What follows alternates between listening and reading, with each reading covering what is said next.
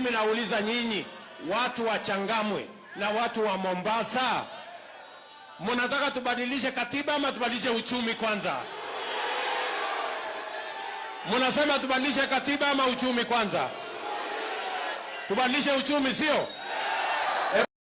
Bwana wanasema tubadilishe uchumi, tubadilishe uchumi. Yes. My friends, mimi nawauliza kwa unyenyekevu. Hii Kenya iko na watu wenye kiburi na madharau. Wanatuambia ati nobody can stop reggae. Ati wabadilishe katiba, wapate vyeo zaidi, wagawane mamlaka zaidi. Hawajui ya kwamba vijana mamilioni hawana kazi. Mimi nauliza wewe, mtu wa Changamwe, hata kama hujasoma zaidi, ya priority ni kazi ya vijana hawa mamilioni ama nafasi ya uongozi ya watu wawili watatu? Hao watu wawache nini bwana, wakwende kabisa. Hapana, hapana. Tunaelewana?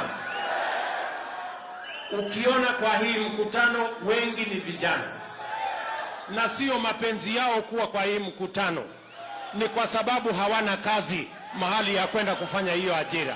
Ni kweli ama si kweli? And we must sort out as a matter of priority. We must sort out matters and employment before we change the constitution to do anything else. Tunaelewana? Jambo la pili, wafanyabiashara wengi, hawa watu wa bodaboda, wale wa mama mboga, wale wengine wote, micro, small, medium enterprises, wote wanahangaika mahali ya kukopa pesa. Wote wamewekwa kwa CRB kwa sababu hawana namna ya kulipa madeni yao. Ni kweli ama si kweli? Ni kweli ama si kweli?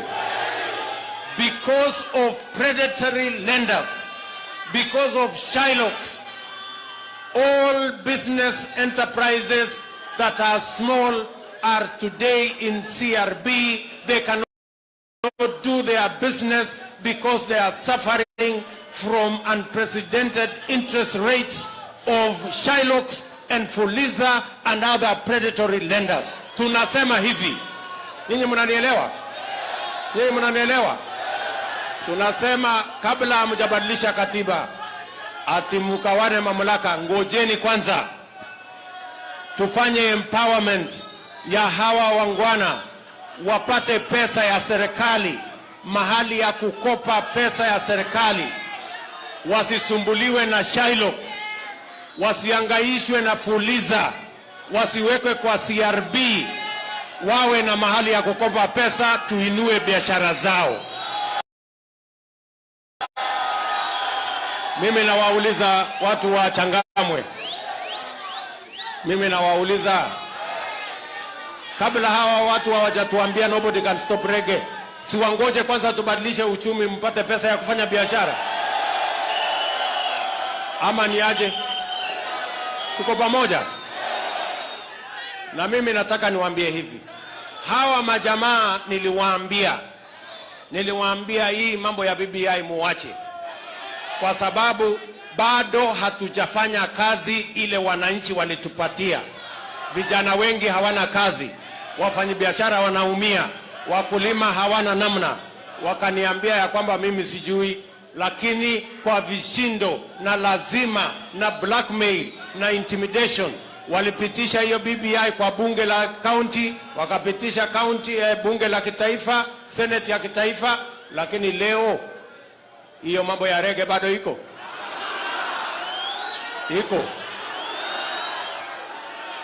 Hiyo kiburi yao yote Mungu aliisimamisha, ndio wajue ya kwamba mbali na mamlaka na vyeo na hiyo ingine, kuna Mungu mbinguni ambaye anajali mambo ya watu wadogo wasiokuwa na kazi.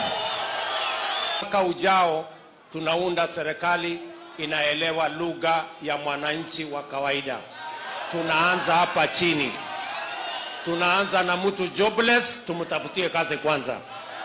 Tunaanza na hiyo biashara yake ni kidogo, tumpatie pesa, asisumbuliwe na Shylock, asisumbuliwe na Fuliza, tuinue biashara yake kwanza.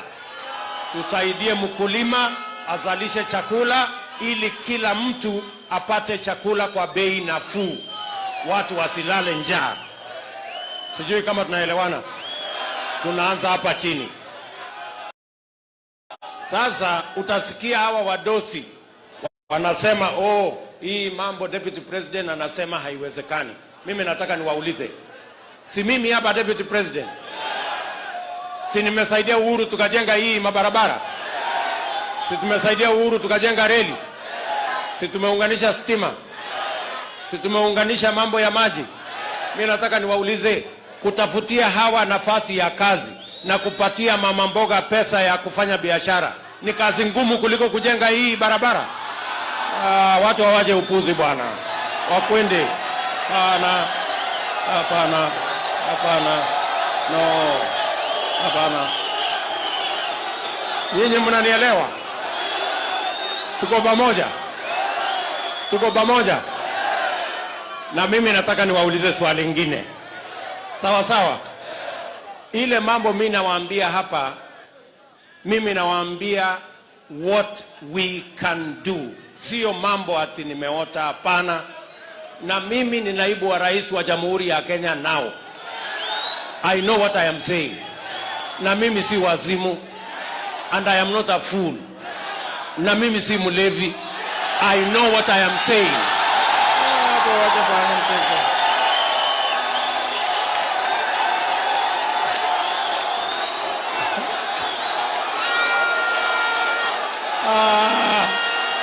Sasa nyinyi mnajua mimi hapa 2007 nilifanya kampeni ya Gwambo, nikamsukuma